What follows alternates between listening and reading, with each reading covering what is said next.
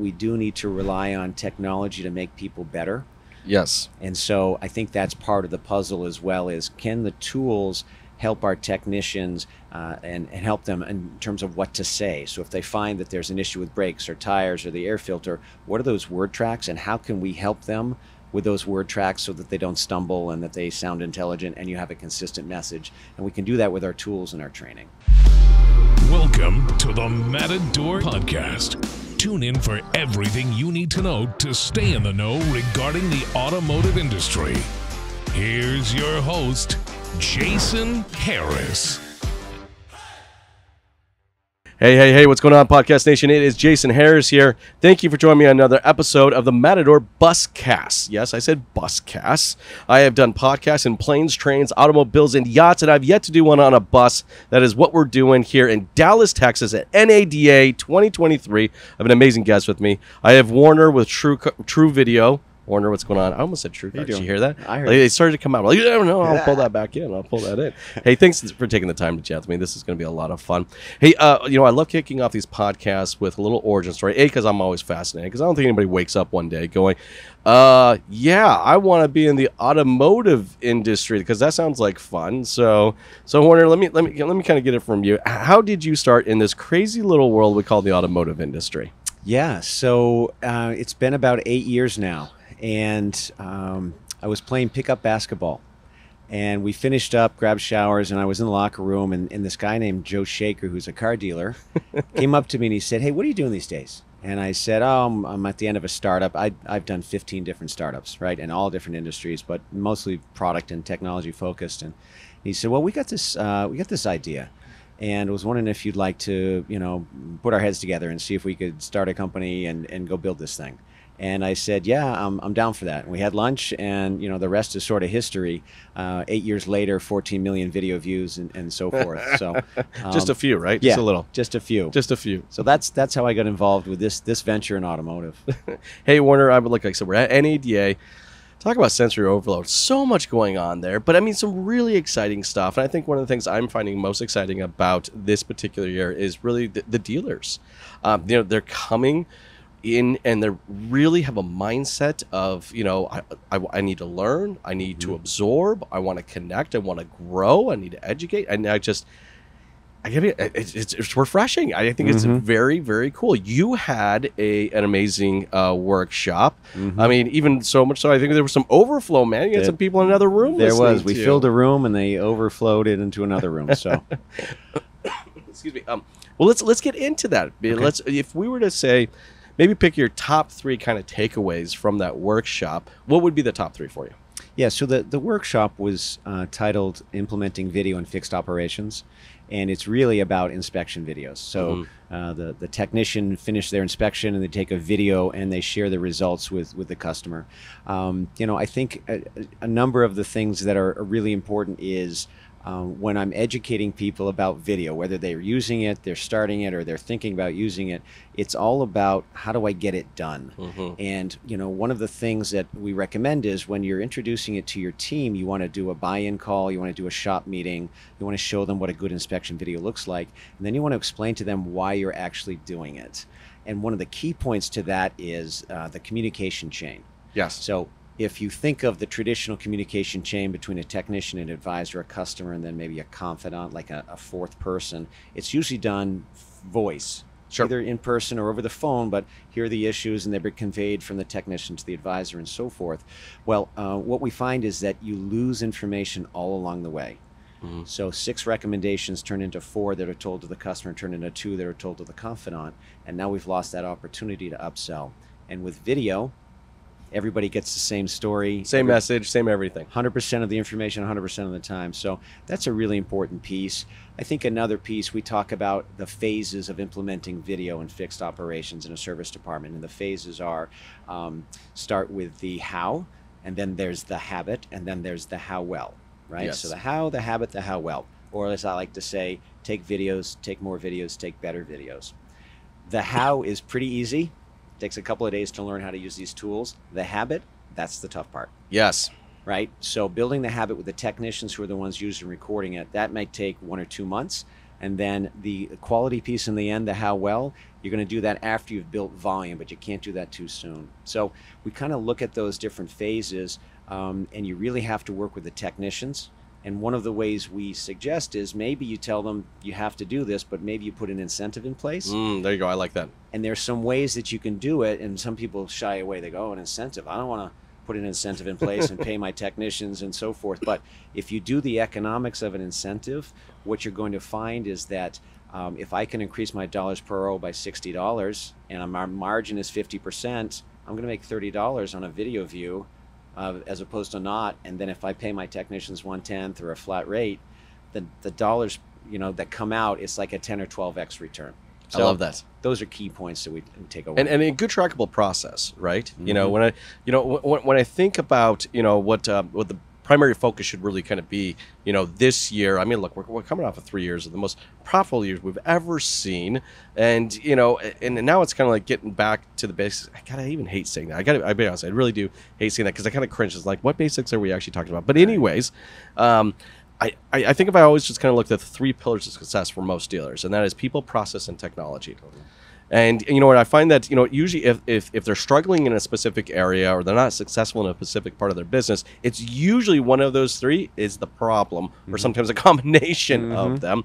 And I think that's really what you get at the core of what you guys are bringing to it. You're bringing that people element. You have to have that process element, and you need the technology to support those people. Yep. But that's, I think, sometimes difficult. There are some great operators, I think, that wrap their minds around this really easy, very, very fast. Totally. But I think there's a large majority, I think, of the dealers out there that still really struggle to kind of wrap their heads around that. What would be some of the advice you'd want to share with them? Yeah, it definitely has a lot to do. Like I can control somewhat. I can recommend process, and obviously we have technology. One of the key pieces to what makes True Video successful is that we are simple and easy. Mm-hmm. And when we first came up with the idea and we said, what's the most important thing? We said, the most important thing is make it easy for the customer to consume the information about the multi-point inspection. And we said, well, what does that look like? Well, that's a 1 to 2 minute video that has a beginning, a middle, and an end. And it tells me a story. Story, that's right. Right? I'm going to tell you a story. I'm going to say, hi, my name is Warner Jones. I'm a certified technician here at Hometown Auto. I'm going to show you a multi-point inspection. I'm going to walk you through all the components on your vehicle. Then you get into the good stuff. And then you wrap it up with, thank you for bringing your vehicle in for service today. We really appreciate your business. Have a great day. Beginning, a middle, and an end. And that's how we address the customer. The second part was, how do we make it easy for the technician? And this is the real solid gold piece here is, if it's not easy for the technician, they're not going to use it, and you're not going to get videos recorded. And so again, if we just record one video, and there's a start, and they start talking, and they can pause it and bring the car up and down off the lift, and then they can finish and wrap it up, that's the easiest experience for the technician. And so we needed to make sure we marry those two, and that's a key piece for implementation. If you don't have both those pieces, you're going to struggle. That's very true, right? And I also think we have to kind of take a look at our people. I mean, I'm looking at what is the primary kind of theme, I would say, over the next 5 years, right? Mm-hmm. And you said it yourself, efficiency, right? People, but finding those people that can help support some of my initiatives around efficiency, I think is difficult. I mean, I heard a study the other day, a stat, all right, that as far as like technicians go, for example, a perfect example, right? That pre-pandemic, all right, the average technician had over 5.5 years of experience. All right, that was the average hire. It was around 5.5 years of experience. Now the average technician hired today, 2 years of experience. So I find that super interesting. Is just how do we attract the right people that are going to adopt to a great technology process like you guys have? Right. Sometimes I will go back to the incentive base that I talked about, and Joe Shaker, one of our co-founders, he said, "Listen, I'm gonna pay you 1/10 to get this thing off the ground, and when I pay you that 1/10, if you do 5 ROs today and you do 5 videos, I just bought you lunch. So think about it that way. Take some videos, I'll buy you lunch today." The other thing that does over the course of days, weeks, and months is your paycheck grows, and now he's paying his technicians more. So now he's got some senior technicians that he's going to be able to retain, because they might be $30 an hour, but now they're actually getting an extra tenth or 2/10 or so forth on every RO. And he can have a more attractive package to attract new technicians. Yes. So if you kind of look at it that way in terms of how you want to incentivize, you can actually increase the pay plan and have better results with your technicians. And I think that we do need to rely on technology to make people better. Yes. And so I think that's part of the puzzle as well, is can the tools help our technicians and help them in terms of what to say. So if they find that there's an issue with brakes or tires or the air filter, what are those word tracks and how can we help them with those word tracks so that they don't stumble and that they sound intelligent and you have a consistent message. And we can do that with our tools and our training. I'm with you. And I think one of the keys, I think, to, for any type of good video adoption, in a dealership is getting comfortable with being uncomfortable. Totally. A lot of people seem to think, because I've put out so many videos for so many years, that I was super comfortable in front of a camera the second I started. That is not the case at all. I remember when I first when I decided to start doing video, I took one of our offices, I painted the whole thing green, I bought all these lights, I bought all this equipment. I'm gonna be in this green screen room, and I'm gonna make this amazing content every single day. I tell you, the first time I flipped a camera, I was like, I like blue, or I like orange. Sorry, yeah. I like orange. It's getting comfortable with hitting that little red button. Yeah. Because, it almost reminds me, when I first was in the business, when people put the signs on the phone saying, "Pick me up, I make you money," right? And it's kind of like now it's like this is the new version of that. Yeah. Hit the red button, I make you money, right? Like that's what we're gonna have to do. Totally. But what would you say some advice? Because there are definitely dealers out there that are struggling. There are people within their dealership that are comfortable hitting the red button. Yeah. All right, and then there's not, and I think that's one of the places that they can start. What is the best advice you kind of share with helping dealers get their entire staff comfortable with hitting the red button?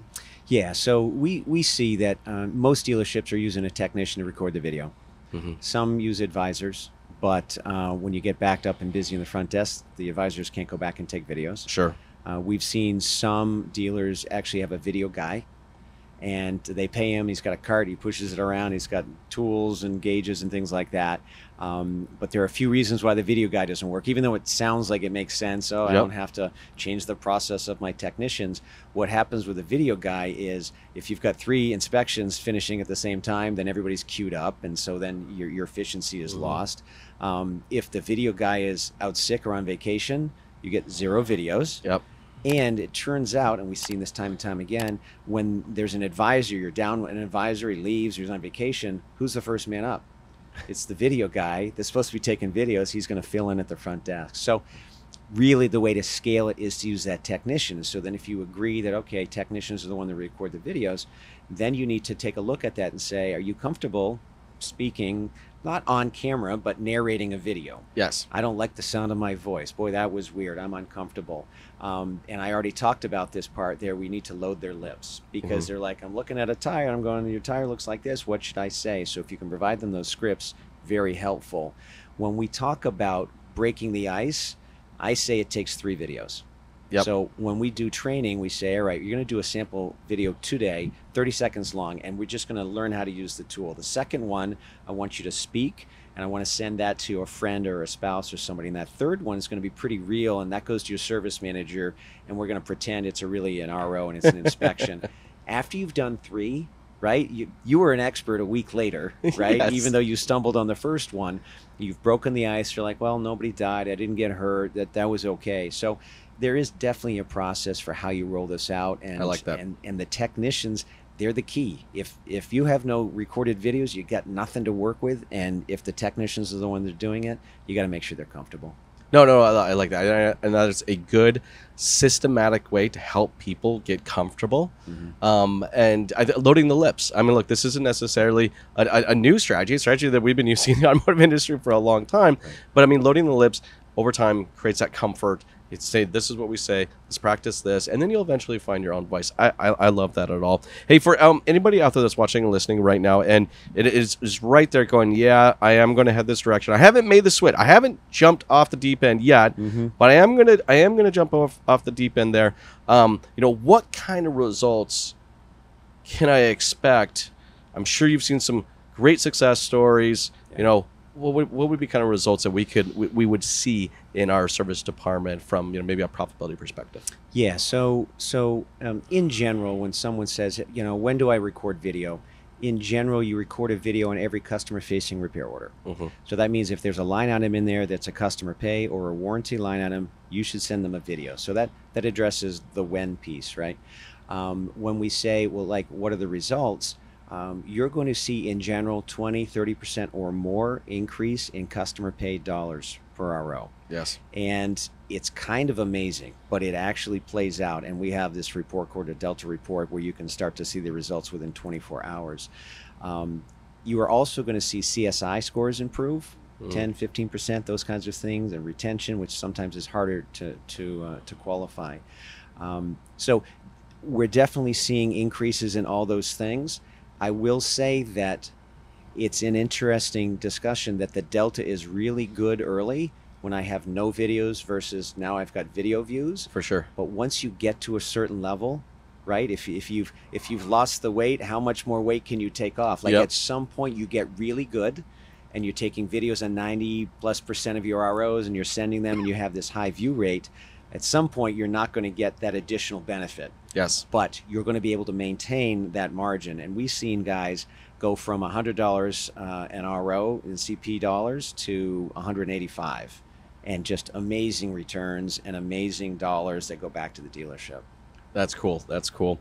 Hey, I know we're getting towards the tail end of our time, and man, what great strategies, great ways to get people, you know, comfortable with being uncomfortable. What's some amazing results if we stick to the process, right? And, don't go 10, 20 videos into it and expect the entire business is going to change. Right. Commit to the process, all right, and the profitability will come there, man. I love that. But hey, before I let you go, though, for everybody out there watching and listening right now who would maybe like to connect with you or learn more about what's going on with True Video and maybe just follow along with your journey, what's the best way to do so? Yeah, so the name of the company is True Video, and that's TRU without the E, video, truevideo.com. And I can be reached at Warner, WARNER, at truevideo.com. And yeah, just to kind of reach out, we have a lot of great information on our website. We've got our own self-service training for any of our customers. So we've got these assets that we make available. And yeah, shoot me an email and we can definitely put you in touch with the right people. Awesome, man. Hey, thanks for taking the time and jam with me. This has been a lot of fun. Awesome. Have yourself a great day. Thanks for tuning in to the Matador Podcast with your host, Jason Harris. Be sure to check out the full podcast library at matador.ai to stay in the know. Remember to like, comment, and subscribe.